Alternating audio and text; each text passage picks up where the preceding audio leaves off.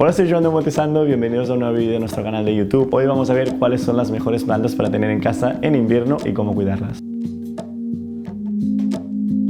Las dos cosas a tener en cuenta son la luz y el riego, como siempre con las plantas. Pero en invierno tenemos que tener en cuenta que las horas de luz bajan y hay menos horas de luz durante el día, entonces lo que tendremos que hacer es acercar las plantas un poco más a las ventanas para así pues tener acceso a esta luz. Y recordemos que tiene que ser siempre luz solar indirecta, aunque si es directa a primeras horas del día o a últimas del día no les afecta muchísimo. Y después, en cuanto a agua, tenemos que tener en cuenta que las vamos a tener que regar menos, porque en verano hay más calor, el agua se evapora más y entonces las tendremos que regar más. Pero muchas veces en invierno se riegan demasiado las plantas y eso les perjudica casi aún más que no regarlas suficiente. Por último, también tenemos que tener en cuenta que la calefacción acostumbra a estar encendida en invierno y este puede secar mucho el ambiente. Entonces las plantas quizás de vez en cuando, si vemos que están como muy secas, las tenemos que humedecer un poco e intentar no ponerlas directamente enfrente de la calefacción. Ahora vamos a ver algunas de las particularidades de estas plantas muy rápido. Primero tenemos la Sansevieria y esta es una planta que resiste muchísimo e incluso cuando está en un lugar donde hay muy poca luz. O sea, esta planta es ideal para tener, por ejemplo, una habitación con patio interior, ya que no necesita muchísima luz y necesita poco riego también. Después tenemos el cactus, que muchas veces me encuentro gente que me dice que se le mueren los cactus y la mayoría de veces es porque se riegan demasiado. O sea, un cactus es una planta originaria de zonas súper secas, entonces necesita muy poca agua. Lo que haremos será regarla una vez cada 2-3 semanas y sí que necesita estar cerca de la luz solar también. Aunque de todos modos es una de las plantas más resistentes que hay.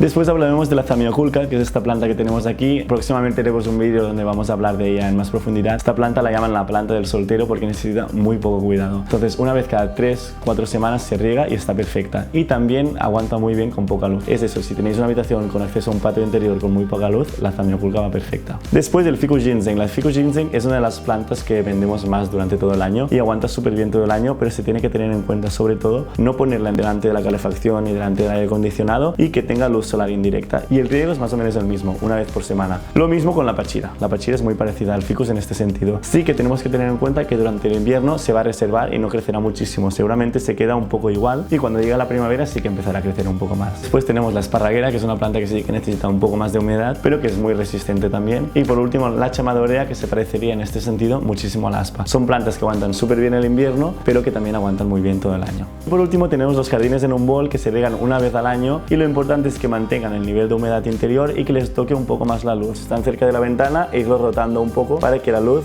toque a todas las partes del bol. Siempre luz solar indirecta, recordemos. Y muchas gracias por ver este vídeo, esperemos que os haya gustado. Ya sabéis que si tenéis alguna pregunta nos podéis escribir y también si os ha gustado el contenido nos podéis dar like, suscribiros y seguirnos en canales como YouTube, Instagram, Pinterest, TikTok. Estamos en todas partes. Muchas gracias.